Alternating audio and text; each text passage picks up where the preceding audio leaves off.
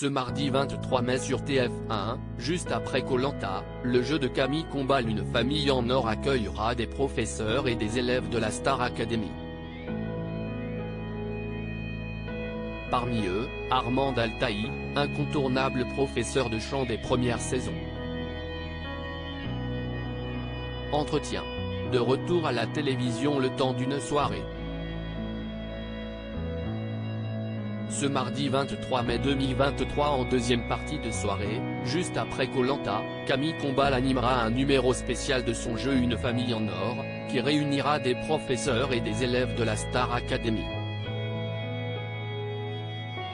Pour l'occasion, la promotion 2001, composée également d'élèves de la saison 4, fera face à la promotion 2022. Tous les participants joueront en faveur de l'association Grégory Le Marchal. Et dans la promotion 2001, les téléspectateurs pourront retrouver Armand Altaï, professeur de chant historique du château, qui a officié durant les saisons 1 à 3. Celle qui vient tout juste de souffler ses 79 bougies, elle est née le 20 mai 1944, a accepté de donner de ses nouvelles à Télé Loisirs. Armand Altaï, Star Academy, on se retrouve de temps en temps et ça nous fait tellement plaisir. Tout d'abord, comment allez-vous? Dans l'émission diffusée ce mardi 23 mai, on voit que vous avez du mal à marcher. Vous avez également dû rester assise. Il faut savoir que je suis rousse à l'origine, je ne vais jamais au soleil, donc j'ai une super peau. Par contre, les os, si est une autre histoire, sourire. J'avais un lingabo ce jour-là. Quelle était l'ambiance lors de l'enregistrement? J'étais contente de retrouver Alexia Laroche-Joubert, qui était déjà venue voir l'avant-première de mon film Portrait d'Armand Altaï avec Nolwenn Leroy. On se retrouve de temps en temps et ça nous fait tellement plaisir. Dans le jeu, vous êtes dans l'équipe de Patrice McTav, que vous avez eu comme élève lors de la première saison en 2001. Quel souvenir gardez-vous de lui? Patrice McTav était un artiste rêveur. C'était très dur de le faire chanter juste, mais on y est parvenu un petit peu. J'étais contente de le voir. Même si le temps passe, il y a quelque chose qui reste de cette première star assez. Une sorte d'extase, qui flotte, comme ça. Patrice chantait juste quand on lui faisait faire une position de gymnastique difficile, se souvient la professeure de chant de la Star Academy. Avez-vous le souvenir d'une anecdote amusante avec lui? Je me souviens que Patrice chantait juste quand on lui faisait faire une position de gymnastique difficile, rire. Ce qui était drôle, si est que Jean-Pascal et lui étaient toujours nommés. Et ils étaient toujours rattrapés par le public. C'était devenu un gag. Maintenant Patrice est acteur. Je suis allé le voir au théâtre, il est formidable. Dans l'imaginaire collectif, vous êtes toujours rattaché à la Star Academy alors que vous n'avez été professeur que pendant 3 saisons. Comment l'expliquez-vous? Peut-être parce que j'étais la première.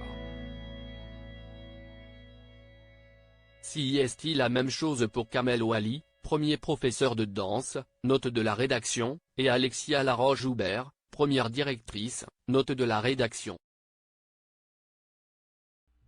Pourquoi n'aviez-vous pas voulu participer à la saison 4 à l'époque sur TF1? Je ne sais plus pourquoi, mais la fatigue est venue.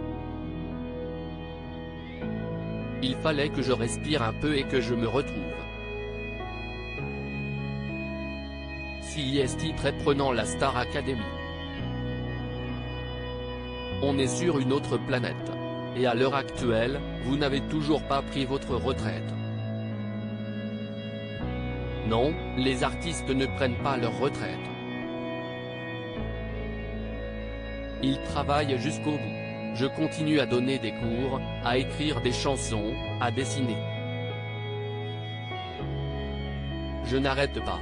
Armand Altaï, Star Academy. Adeline Tounayouti est venue me voir pour me demander des conseils. Avez-vous pu suivre la Star Academy 2022? Je n'ai pas eu le temps. Avant le retour de l'émission, Adeline Tounayouti, la nouvelle professeure de chant, note de la rédaction, est venue me voir, on a papoté. Elle voulait des conseils, mais je pense qu'elle n'en avait pas besoin. C'était tout simplement la gentillesse d'une jeune vis-à-vis d'une vieille, sourire. Après, elle voulait revenir me voir, mais je lui ai dit qu'elle allait manquer de temps. La production vous avait-elle invité à assurer une masterclass au château cet automne? Non. Mais si est-il très bien comme ça. La vie continue. Vous savez, le plus grand des rivaux que vous pouvez avoir, si est-il le souvenir que vous laissez. Donc il ne faut pas revenir. Il vaut mieux briller par son absence, sourire. Accepteriez-vous de revenir au château juste pour le clin d'œil? Oui, pourquoi pas faire une visite? Ça me ferait plaisir. Armand Altaï, j'ai écrit quelques chansons pour une comédie musicale sur Vercingétorix. Outre le film qui vous a été consacré, vous avez un projet autour de Vercingétorix. Pouvez-vous nous en dire plus? Je vais régulièrement donner des cours de chant dans les campagnes, notamment du côté du site d'Alésia. On m'a fait visiter ce lieu magnifique, qui est exactement comme dans la guerre des Gaules de Jules César. Petit à petit, les gens du coin ont décidé de faire un spectacle sur Vercingétorix pour lequel j'ai écrit quelques chansons. Ce sera une comédie musicale. J'espère qu'ils arriveront au bout. Ce sont nos Gaulois d'aujourd'hui, ils espèrent présenter le spectacle en 2024. Enfin, y a-t-il un rêve que vous n'avez pas encore pu réaliser au cours de votre vie? Je ne sais pas. Je n'ai pas de regrets.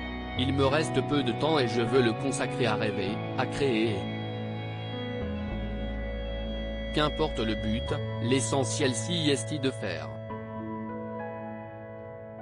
À lire aussi ils l'ont fait passer pour un peu suffisante. Armand Altaï regrette l'image qui a été donnée à Sophia et Saïdi dans la Star Academy.